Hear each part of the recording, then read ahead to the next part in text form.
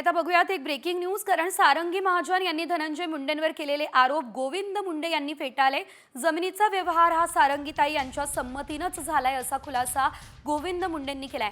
सारंगी महाजन यांची जमीन गोविंद मुंडेंनी खरेदी केली आहे।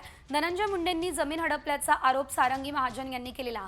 विशेष म्हणजे सारंगी महाजन या धनंजय मुंडे यांच्या मामी आहेत। मुंडे साहेबांचा नोकर नसून परळीतील प्रतिष्ठित व्यापारी आहे।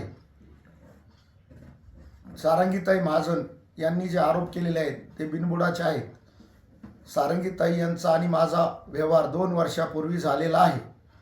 त्या व्यवहाराशी धनंजय मुंडे साहेब व पंकजाताई यांचा कुठलाही संबंध नाही।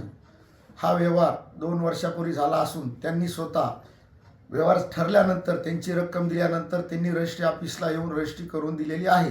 त्यांना माझी विनंती आहे की त्यांनी विनाकारण माझी व मुंडे कुटुंबियाची बदनामी करू नये।